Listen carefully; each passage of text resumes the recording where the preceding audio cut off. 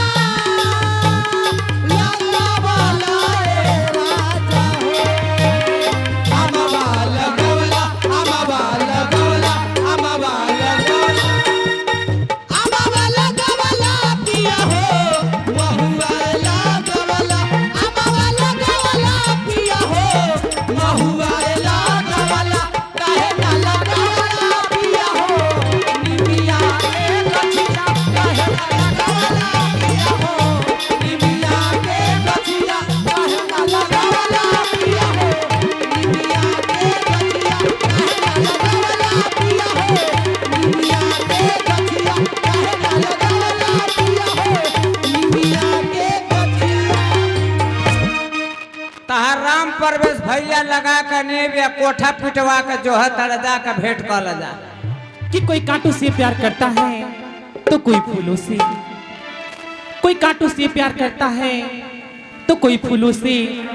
हम तो उनसे प्यार करते हैं जो हमसे प्यार करता है। हेलो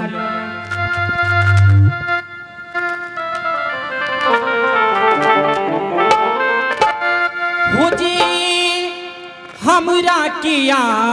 पन बनावल हो जी हमरा किया पन बनावल आज उही सदा पलकरी लाजी पूछती रही काहिया सू हो जी पूछती रही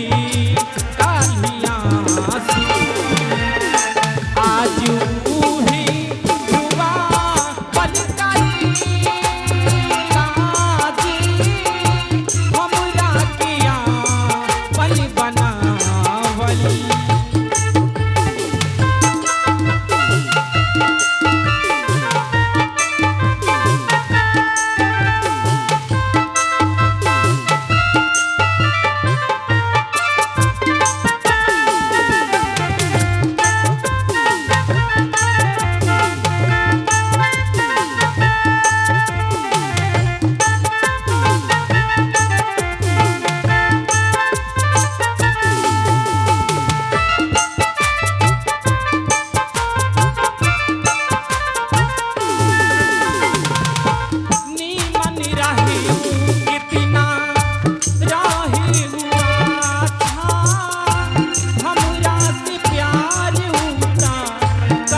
राही साचा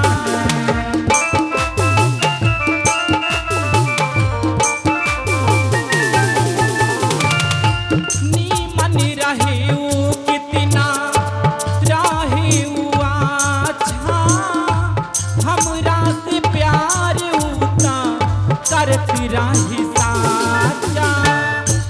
वो नाम लिख के ऊ दिल पर हमरा वो नाम लिख के ऊ दिल पर हमरा आज उहे मिटा पन करेला जे हमरा किया पन बनावल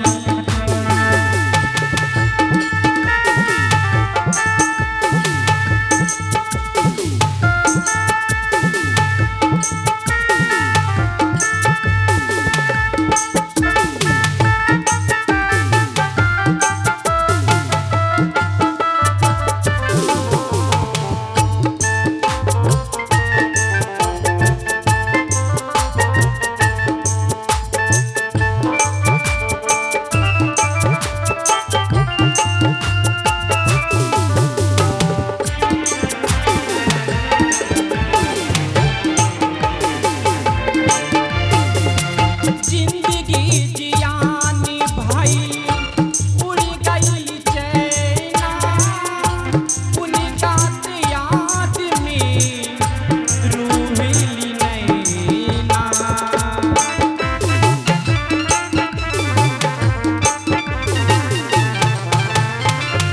जिंदगी जियानी भाई उड़ गई चैना उनका याद में रूहिली नैना ओ हरदम लागे सुता के रखी सेवा ओ हरदम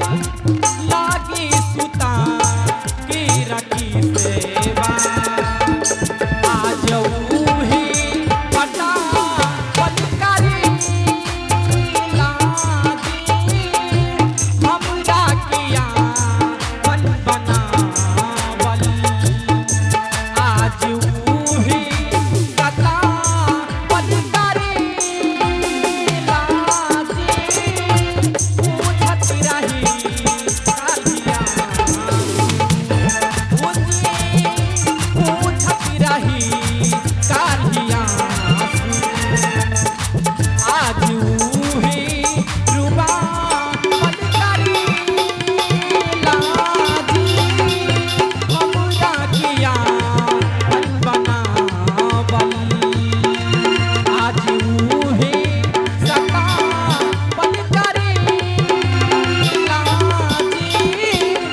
हमरा किया पन बनावल। वाह वाह वाह, क्या बात है। जितना भी तारीफ किया जाए कम है। ये राकेश मिश्रा जी की गाय गीत